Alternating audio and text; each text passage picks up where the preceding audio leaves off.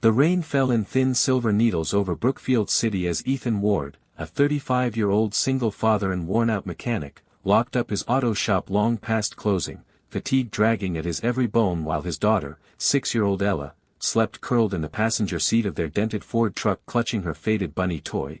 Yet the second he slid behind the wheel and glanced at her peaceful face, the exhaustion melted the way it always did, until suddenly, without warning, her eyes flew open and she sat up sharply. "Daddy, stop," she whispered urgently, pointing through the windshield toward a narrow alley half swallowed in darkness between two condemned buildings. Ethan froze, following her gaze, and his jaw clenched instantly, because half hidden in shadow, a young woman was pinned against a graffiti-stained wall by two rough men, one yanking her purse while the other gripped her wrist violently, muffling her desperate protests beneath the roar of rain and traffic. Ella's voice trembled, eyes filling with tears. "Daddy, please help her." That was all it took. Ethan's instincts ignited. "Lock the doors. Do not move." His voice was low, colder than she'd ever heard. He stepped out into the rain, closing the door gently so she wouldn't hear the storm inside his chest, and walked toward the alley like a man returning to a world he once left behind. "Walk away from her," he warned, voice calm but carrying something dangerous, trained, controlled, lethal. The men laughed. Big mistake. What happened next was precise and brutal, no theatrics, no hesitation. Ethan moved like a ghost of his forgotten military past, striking the first man's wrist, disarming the knife before it even registered in the attacker's hand. The second barely had time to curse before Ethan slammed him into rusted metal bins, bone cracking audibly through the rain.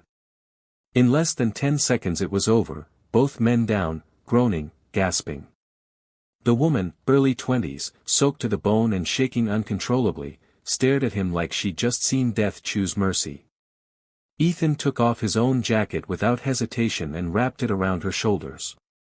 "You're safe now." He didn't ask who she was. Didn't ask why she was there.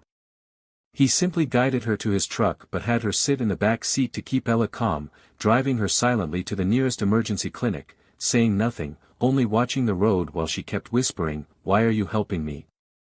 But Ethan didn't answer. Heroes never have speeches. He stopped in front of the entrance, letting her out quietly before she could thank him, disappearing into the rain before she even learned his name. Because Ethan Ward didn't do this to be remembered. He did it because Ella had said, "Please help her," and that was enough. What he didn't know was that the woman he just saved was not just some stranger. And by morning, the world would come looking for him.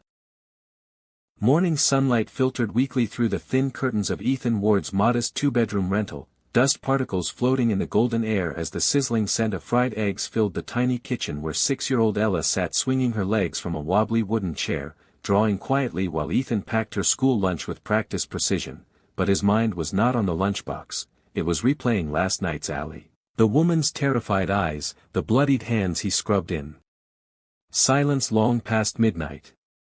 Yet before he could even reset his breathing, the world outside shifted, cars he didn't recognize passing unusually slow, whispers among neighbors, the kind that meant news had already traveled, but Ethan shrugged it off, kissed Ella's forehead, and drove her to school, brushing her hair while she giggled and said, "Daddy, you were a superhero last night." He forced a smile. "Superheroes don't exist, baby." But the universe was already rewriting that statement. Because as Ethan returned to his small auto shop and began opening up, a line of black SUVs rolled to a silent stop outside, sleek, tinted, out of place in his oil-stained street. Men in tailored suits got out first, sharp, quiet, professional, not cops, not gangsters, private security the kind that answered directly to money, power, or both. And then she stepped out. The very same woman from last night, no longer bruised and broken, now standing upright between guards, dressed in an elegant ivory blazer, hair pulled back, eyes clear and unreadable. Except Ethan saw it, a flash of shame, a tremor of unspoken emotion. She walked toward him with quiet authority as every mechanic in sight froze. Ethan stayed still, jaw tightening, refusing recognition. "Mr. Ward, she said softly, voice controlled but undeniably respectful. My name is Arya Sterling. The surname hit like thunder.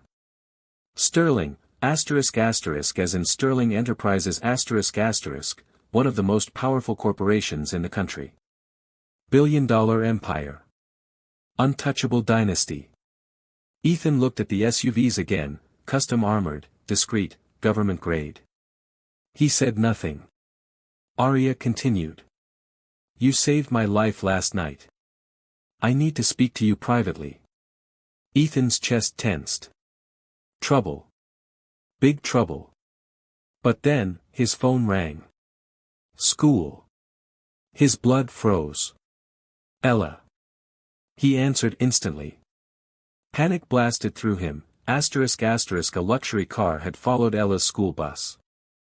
The staff were alarmed, asterisk asterisk Ethan's eyes snapped to Arya. Her guards. Her convoy. She immediately raised her hand. They're mine. They were there for her protection. Ethan's expression darkened dangerously. Protection? Or surveillance? The guards subtly shifted, ready but respectful. Arya did not flinch under Ethan's glare. Instead, she stepped closer, and bowed her head. Mr. Ward, asterisk asterisk that little girl saved me last night asterisk asterisk. Please. I owe her my life. Let me protect her. For the first time since claiming her surname, asterisk asterisk she looked less like a CEO, and more like a daughter who had just learned fear, asterisk asterisk.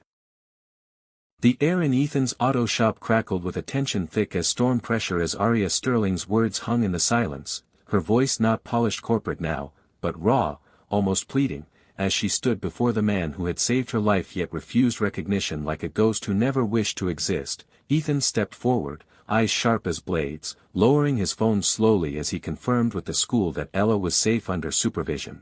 But still, knowing a convoy tracked her without his consent was enough to ignite the soldier inside him. No one follows my daughter, he said quietly, deadly slow, each word a warning. Arya swallowed once, and to her credit, asterisk asterisk she didn't justify, didn't command, she apologized, asterisk asterisk, I'm sorry. It will never happen again without your permission. For a billionaire heir to bow her head to a mechanic in oil-stained coveralls, that alone sent her guards exchanging stunned glances. Ethan did not soften. Say what you came to say. Arya exhaled, like she had prepared 10 speeches but suddenly abandoned all of them. Those men from last night were not random. They were sent to kill me. The shop fell silent. Even the tire machine stopped clanking. Ethan's jaw flexed. Arya continued, voice steady but eyes fainter with each word. There is a war inside my family, Mr. Ward. For control. Obscene money. Power. And last night, they found me alone. Her control cracked for a microsecond, the girl in her shivered through the CEO shell. If you hadn't been there, enough, Ethan cut sharply, unwilling to play therapist to the elite. Why come here? Arya's answer stunned even him. To hire you. The thought was absurd. He turned away immediately. Not interested. But Arya stepped forward quickly, no arrogance now, but urgency. Not as security. As a father. Ethan froze. She continued gently, like she understood exactly where to strike, not his pride, but his heart. I want you to bring your daughter to my estate for only 24 hours.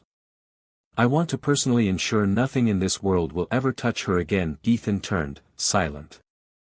Arya held his gaze. Everything you are trying to protect her from, I've already been hunted by. That sentence hit differently. Ethan had seen real fear before. This wasn't corporate politics. This was survival. Still, his answer would have been no, until Arya spoke the one sentence that stopped his heartbeat cold. Mr. Ward, those men last night were arrested, but released within hours. 2 more cars were seen circling your street this morning. Silence. Slow burning, lethal silence. Ethan's breathing changed. His eyes sharpened with a predator's clarity. Decision made. Not for her. For Ella, 24 hours, Ethan said quietly. And I stay with her the whole time. Arya nodded instantly. Of course. She didn't smile. Neither did he. Because both of them knew, they had just stepped into a war, By sunset, Ethan's old Ford truck rolled past the towering iron gates of Sterling Estate, a fortress disguised as luxury, where marble pillars met bulletproof glass, and discreet guards stood like shadows along the tree-lined driveway. But it wasn't the intimidating architecture that made Ethan's pulse tighten, it was the fact that Ella was holding his hand a little tighter than usual, sensing this place wasn't normal. Arya Sterling was already waiting outside the grand entrance, no heels, no boardroom posture, instead dressed simply, respectfully, as though welcoming family. She knelt to Ella's eye level with a softness that stunned Ethan and said quietly, "Thank you for saving me, brave one." Ella blinked, shy but instinctively stepped closer to Ethan. And then, the night shattered. A high-velocity shot tore through the courtyard, hitting the marble inches from Arya's shoulder. Ethan reacted before anyone could think, shielded Ella, tackled Arya down, and barked, "Get her inside," as Sterling security exploded into motion. But this time, the attack wasn't small. 3 black motorcycles breached the gate from the forested backside of the estate, riding with military precision, not thugs. Killers. A direct assassination attempt.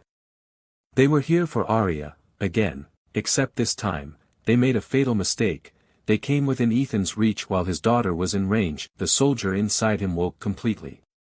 Ethan moved like a weapon forged in war, dragging Ella behind stone cover, disarming a gun from a fallen guard mid-sprint, firing with terrifying accuracy, not to fight, but to end this. Fast, within 40 seconds, it was over. 2 attackers dead. 1 captured alive. The entire estate went into lockdown, alarms silent, security airtight.